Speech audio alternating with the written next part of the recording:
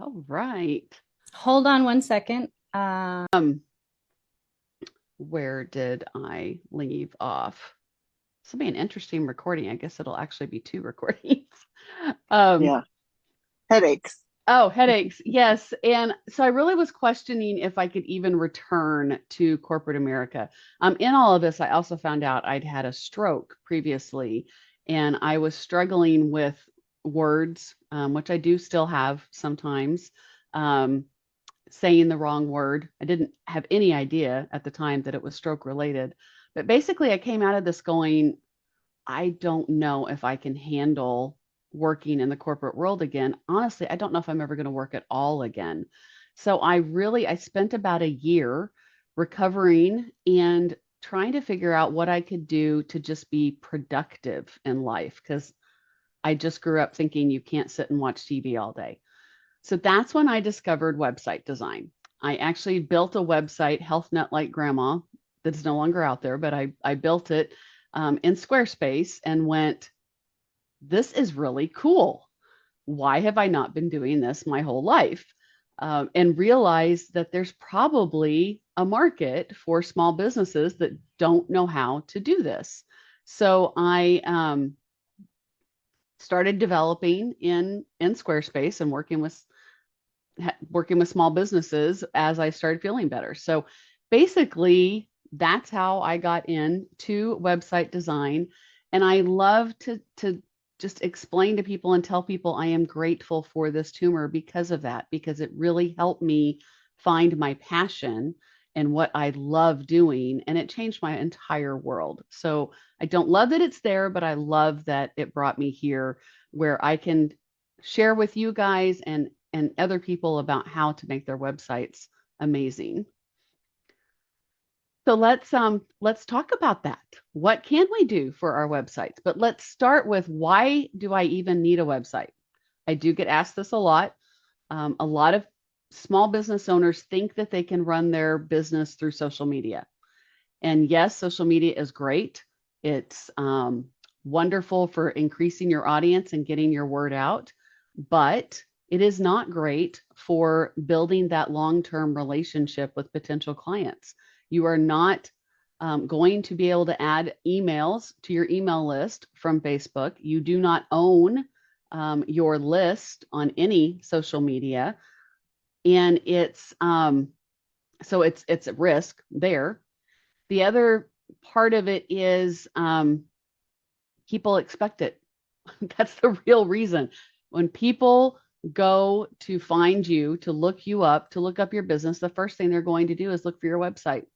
And if you don't have a website, the second question they're going to ask themselves is this person really in business? Do they own a business or do they have a hobby? So your website is really, it is the place to build your know, like, and trust and start that relationship with prospects and build that list. And it is a demonstration of your business and the place that you can really build the audience, knowing that they are going to see what you have on your website.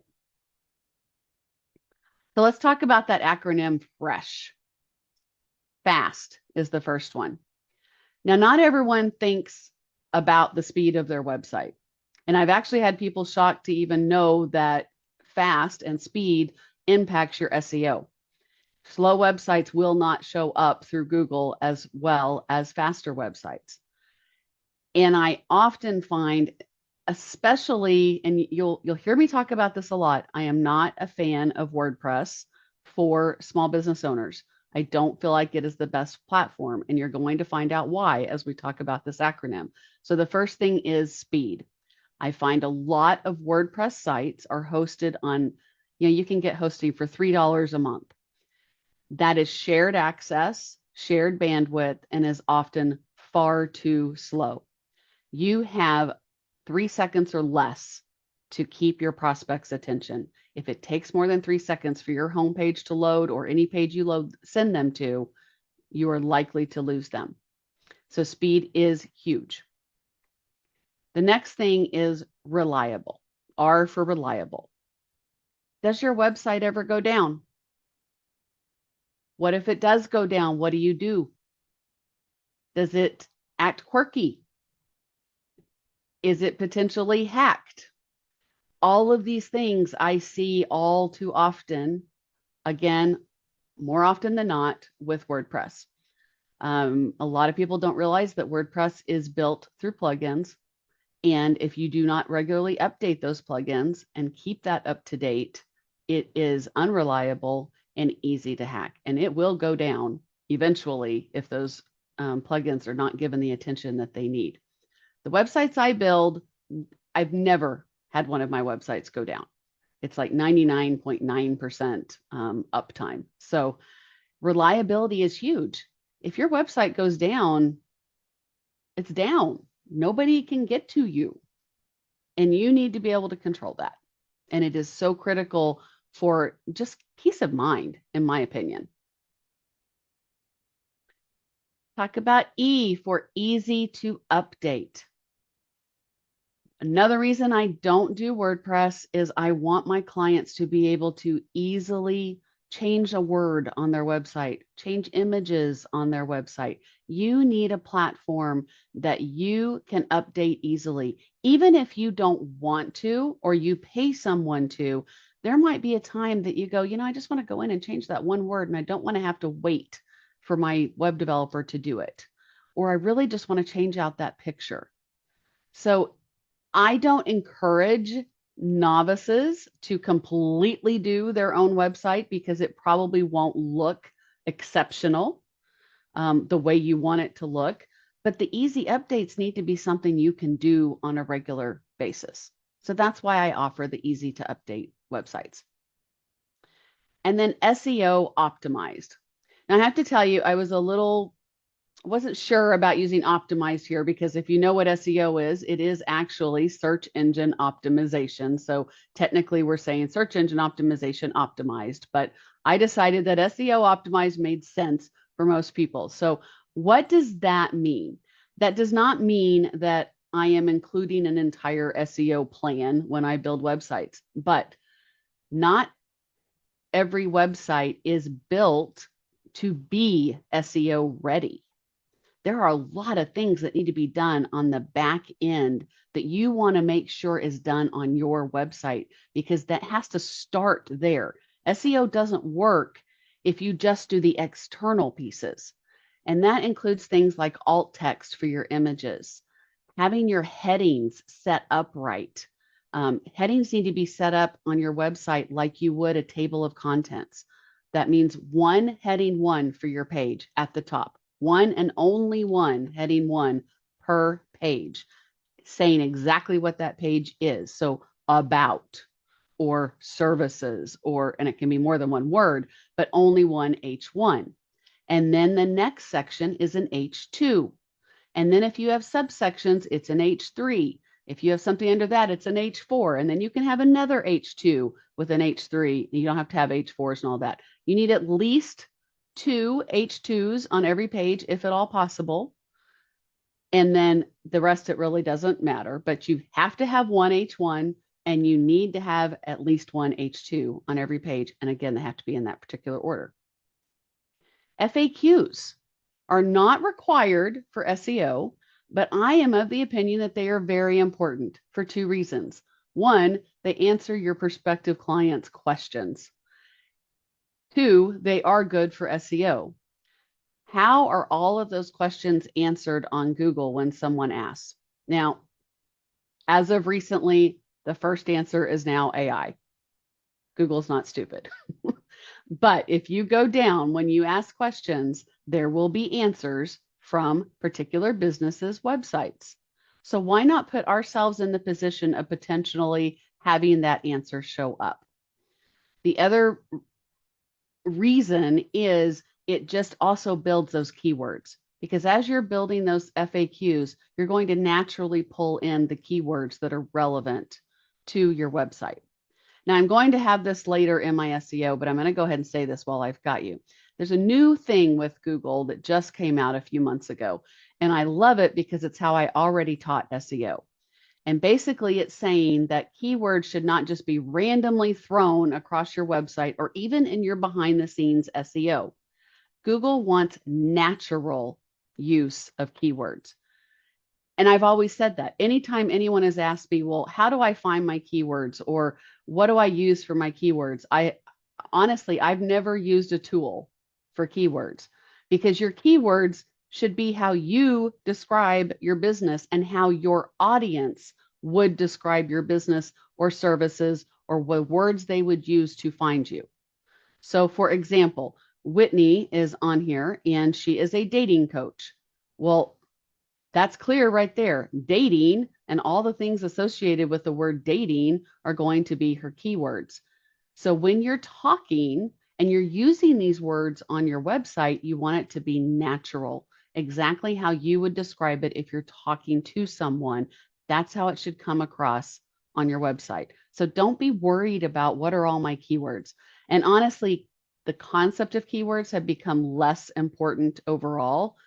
So just don't fret about it. Just be yourself and talk about your business the way you would and the way you know that your clients would when they're searching for you. Human connecting.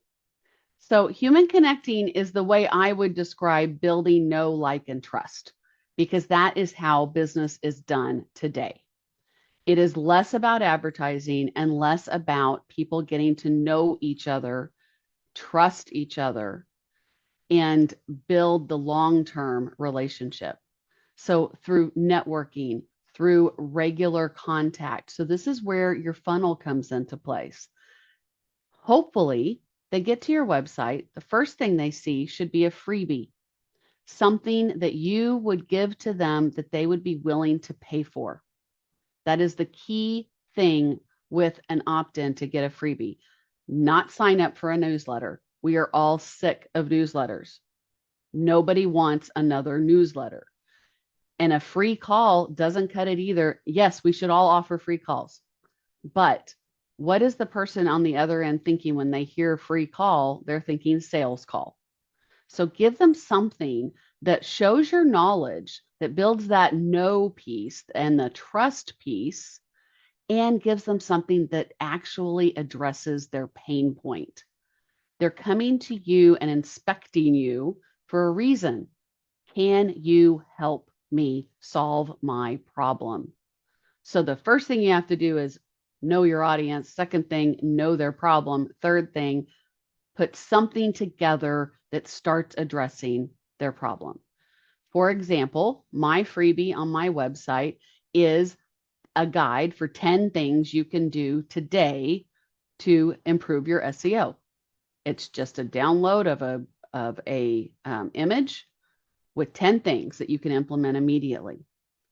So hopefully anyone that's looking for SEO and guidance on their website is going to download that. And actually, I should say the first thing on my website is a video so that you can get to know me immediately. Because remember, communication is 85% of our movements or more and less about the words. So if they can see you, hear you, engage, they can't really engage with you, but video, at least they get to see you and get a feel for your personality. So I really encourage the use of that video as well. I also encourage you to use pictures of you and your family, your life, your personal side on your website, especially on your about page. Help them get to know you and talk about yourself on your about page, not the 500 acronyms after your name or everything you did in school and your qualifications. Yes, that's important. But again, they want to get to know you. Who are you? Why do you do what you do? How do you do what you do? How did you get here? Your story, your life. That's the knowing part. We're at a dating stage here in the process. People are going to your website and, okay, do I even want to work with this person? We're not selling yet. Unless you have low-end products, your website is not here to sell. It's here to build the know, like, and trust that leads to sales. And then media examples are another great way. If you do things like what I'm doing right now, if you provide any online speaking, if you are a guest on podcasts, if you write for someone and it's published, any of that should go on your media page or whatever you want to call it. Because again, it's another place to get to know you. It's another place that you are showing them that they can trust you and that you have the knowledge that they need. And by doing the videos, they're getting to know you there. Now, I'm going to tell you one thing from an SEO perspective. If you're putting those videos on your website, make sure you're not uploading them directly to your website because that will slow it down, going back to that speed issue. So you want to make sure that you are putting it on YouTube or Vimeo and linking it, or wherever else you want to store it, linking it so that someone else is dealing with the storage issue and you just have the speed of the video showing up immediately. And then the other thing I would say is blogs, because again, know, like, and trust is giving the prospect what they need and showing them that you are able to give them what they need through your knowledge. So blogs are a great way to show that knowledge, to help them and to get them back. Because if they know you're going to do regular blogs, they're going to keep coming back to your website to see what else you have to say about how to fix their problem. It is also true that blogs, if they're about anything you do in your business, are going to be full of those keywords and likely in English language, because you wouldn't want to put a blog out there that's just a bunch of keywords that don't make sense. So I strongly encourage the idea of blogs as well. So this is just an example of my about page, just to give you an idea of what I was talking about. So I've got my picture and I talk about how I got into this business. I talk about my values because I believe that is very important when you're working with someone. Integrity and quality and communication are all, and reliability are all part of my qualities. And I want people to know that. I believe it so much, I'm going to put it out there publicly for people to know this is how I work.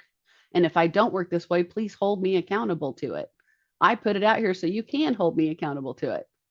I also include my certifications that are related to what I do, and then a little bit about my health issues and the pictures of my family, just so you can get a feel for me and my life and hopefully go, wow, she looks like she might be kind of nice. Maybe I'd work with her.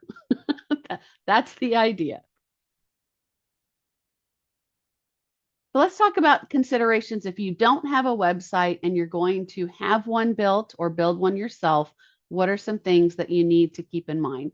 And I need to look at my time. So I think I'm doing okay here. So first, you need to determine if you want to use a professional or if you want to do it yourself.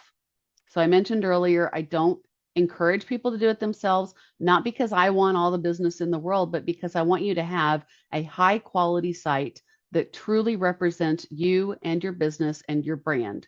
And a lot of people don't have the talent to do it in a way that fully represents you. If you do and you have the time, please, by all means, do it yourself. I have no problem with that. But if you don't have the time or you don't have the ability, then consider using a professional. And when you use that professional, make sure that they understand SEO and they understand all these pieces that we've talked about that need to be built into that website. I also encourage you to use a platform that you can easily update yourself, even if you have a professional do it, and that has the options that you need.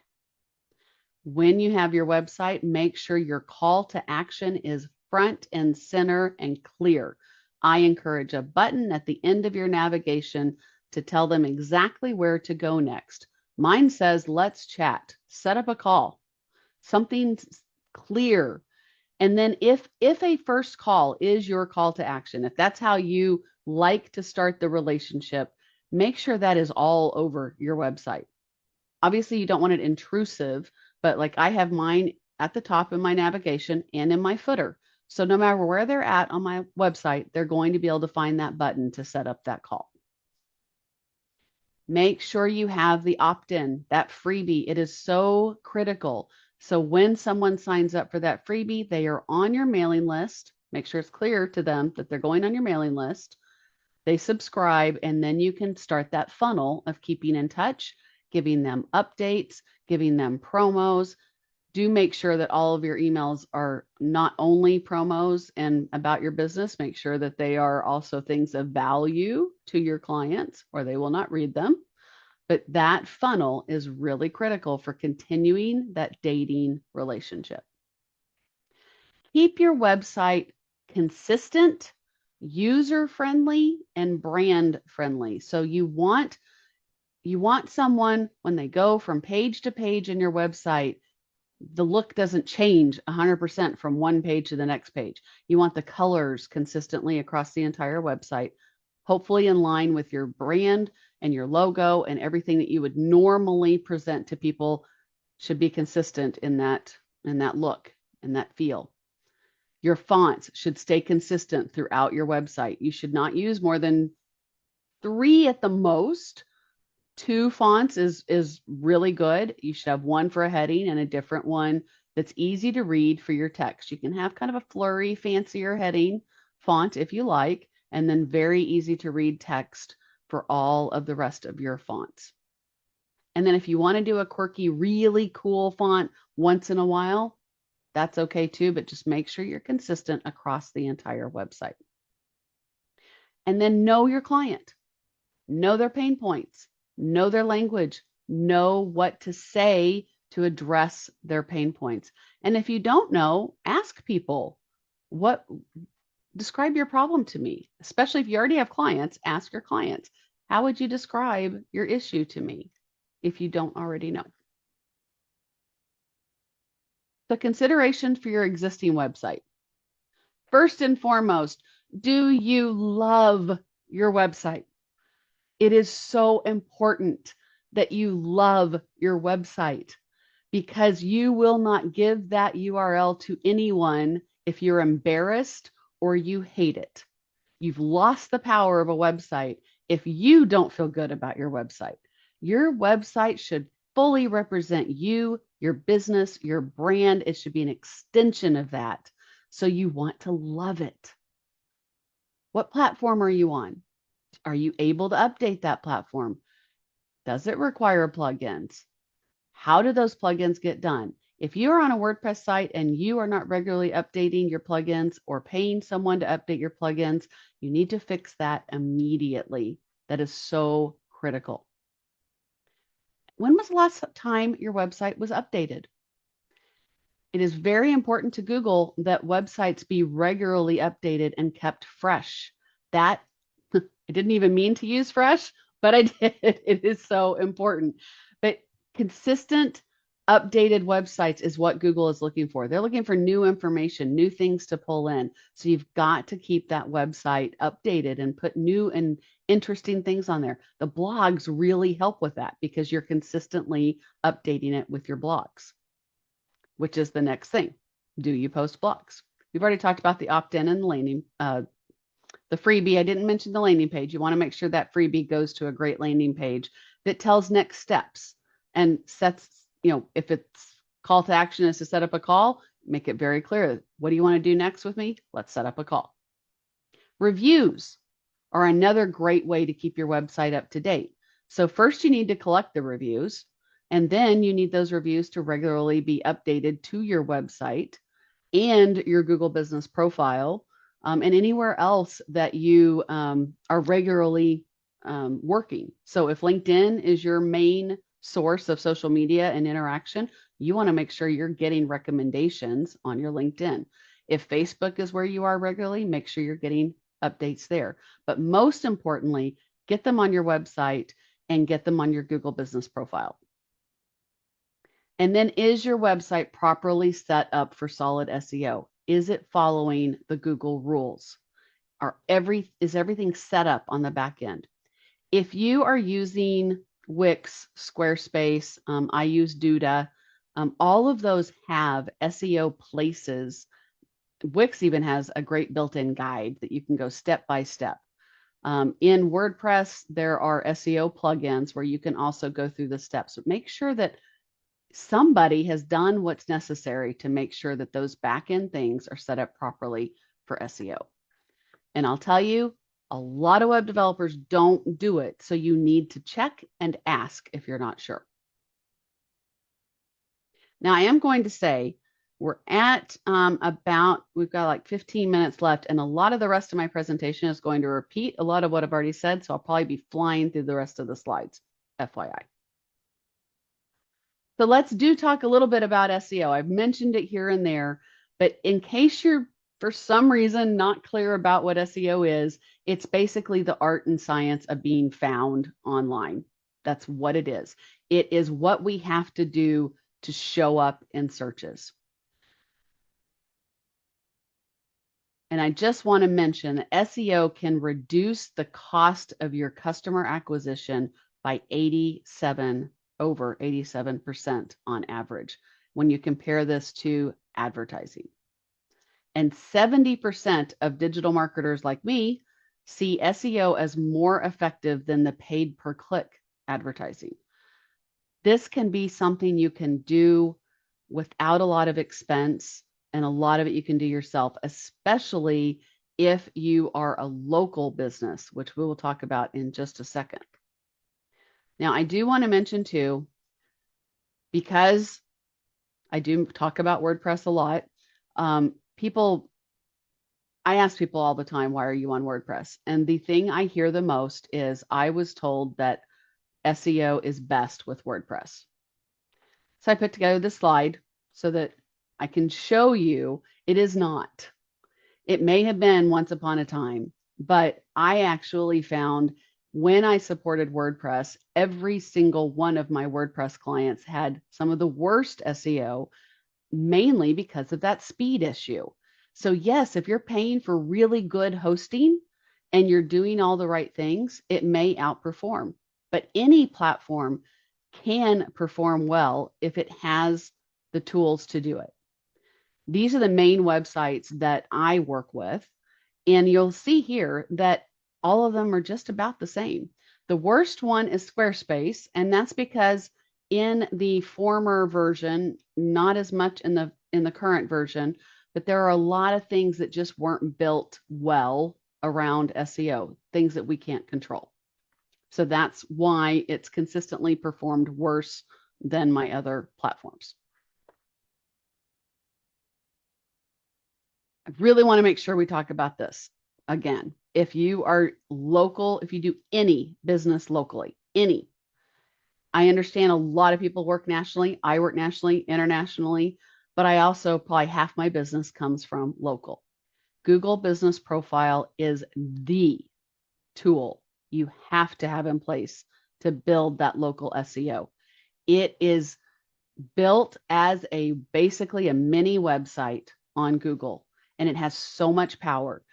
It should push back to your website every opportunity. You should make sure that you have your website set up in the Google Business Profile and the link. But this is tied to maps. And if you've paid attention, when you look for something locally, maps always shows up on the first page, always. So if you can get to the top of maps, you're going to show up on the first page locally. And that's key, because that first page drives everything. So how do you do that? You set up your Google Business Profile and you make sure it is fully optimized, every part of it filled out. That means your address, your full business information, images, reviews. The products and services is what I see skipped the most. Even if you don't offer a product that is tangible, like I don't offer things that you can have and hold, but I still have products listed because I still sell something. And you can add images to those and full descriptions. So fill out both products and services. And you have to watch your services frequently, because Google likes to add services in there for you that may or may not apply. So that's something you want to check regularly.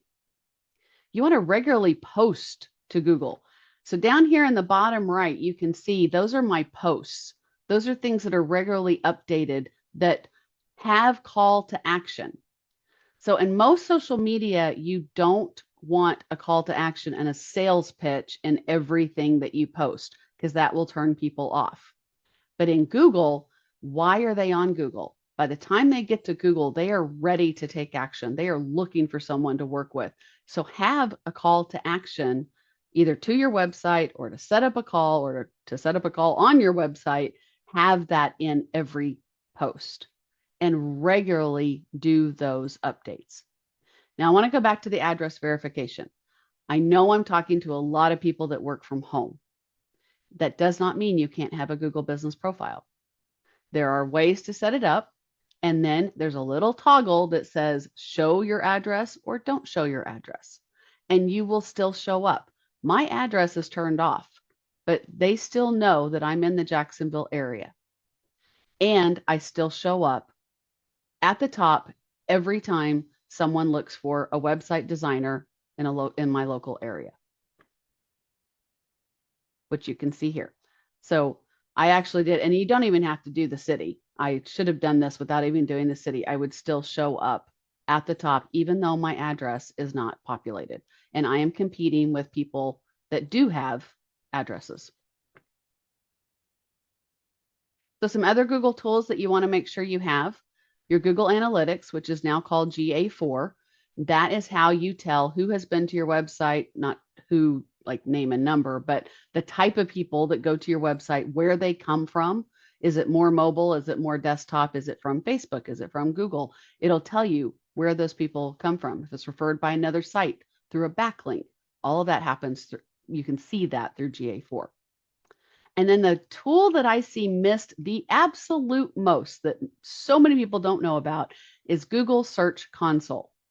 That is where you upload the sitemap, which is sitemap.xml in most cases, to Google, and it tells Google what is in your website so that it's easier to crawl and make sure that it finds everything, all those little tidbits within your website, which increases your chance of showing up. The other thing it tells you is what is broken.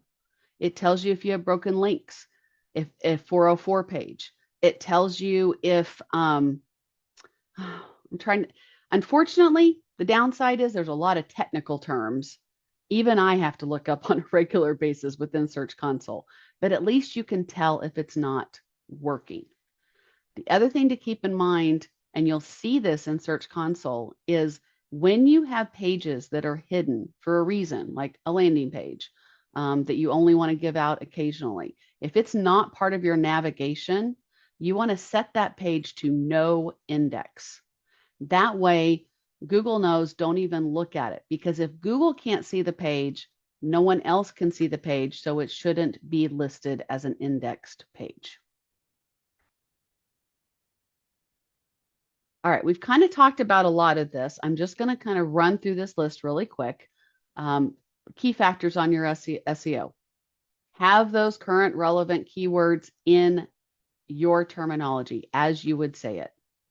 Make sure your website is user-friendly. It's easy to move around, and definitely make sure it's mobile optimized. Like check your mobile, make sure that whoever built your website did that extra step of making sure everything looks right on mobile. Get those current positive reviews. And I'm not going to have time to go into the reviews here. I have it on the rest of my slides. And if you want a copy of my slides, please reach out to me and I will be happy to send them. But if you are struggling with reviews, or you can't get them to your website, or you want them to show up automatically, I have an exceptional reputation management program that I would love to talk to you about that'll help you drive those reviews and get them to the places that you need them. Backlinks are super important. Getting backlinks to your website from reputable sites helps drive more traffic to your site. Security. Make sure your URL is HTTPS. That means you have an SSL certificate added to your website. That is automatic in almost every single platform except WordPress. So if you don't have it, make sure you go back to your web developer or your hosting company and get that SSL on there. I cannot believe how often still today I have malware bites and it won't even let me go to a site that doesn't have a certificate. It will warn me every time. And there's a lot of corporate companies that lock people from accessing websites that don't have that certificate. So it's critical. And then eliminate those pop-ups. A pop-up blocks data. And if people can't see the data, they get frustrated. So a few years ago, when Google did a major update, they said, get rid of those pop-ups, especially on mobile, because they are annoying. People don't like them. You can have a pop-up when someone hits a button and it comes up because they're expecting something, but not just that pop-up that blocks everything and they can't see what they're reading. It doesn't make any sense. All right, we're not going to go in here to the power of reviews, but it is very important. So if you want to talk about that, let me know. So next steps. If you don't already have a website, start considering your options, especially the platform. If you do have a website, start adding some of these missing elements that or might be missing from your website, and consider updating it if you haven't in a while. If you don't have a Google business profile, get one. If it is not optimized, optimize it. If you don't want to do it or need help doing it, call me. I'm happy to help. And then implement those SEO changes that we've talked about today.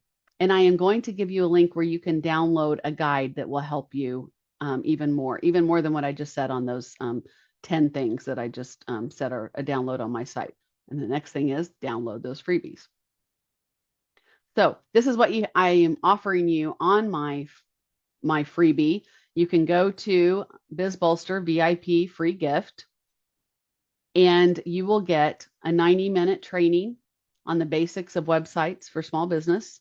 If you want to watch a 90-minute training video, there are slides included. So you can just download the slides if you don't want to watch the video. And 90 minutes of training on the basics of search engine optimization, as well as my guide that goes into detail from literally naming your business and setting up your logo all the way through everything to consider for your website and SEO. So grab those freebies here. And then if you have any questions, if you have a website you don't love and you want to love it, if you need a website, if you need help on your Google business profile, or you need more reviews and you want to get them on your website, set up a discovery call. Here's the link to do that. And I know we don't have very much longer, but does anyone have any questions? Anyone? No questions, but man, that was awesome. Boy, so much information. I learned 2 or 3 additional things that I need to be doing. I mean, there's lots of things I need to be doing, but I learned 2 things that I had never heard before. So that's really good. Thank you so much. If you can walk away from this with 2 or 3 things, awesome. Like that is what I always want. I know I do this presentation a lot, and some people that are watching this that might watch the preview or review may have already seen it, but hopefully you get something new every time, because there is a lot to this for sure. I have Joyce, to hop off, but great job. Oh, thank you, Mary. Thanks so much for coming. Bye. Appreciate it. Joyce, do you have any questions on anything? You're muted, hon. Yeah. What I was thinking I would do for you, I put you on my short list to write well, I can do a Google review for you, of course, too, come think of it. But in terms of the presentation and a LinkedIn review, I would like to do. Oh, please. Yes. Yeah. I have not been great about, and part of it's because my reputation management program, they don't work with LinkedIn because it's so unique. And well, I'm really yeah, it's bad. outside the bounds of a typical reputation management. It's very person to person.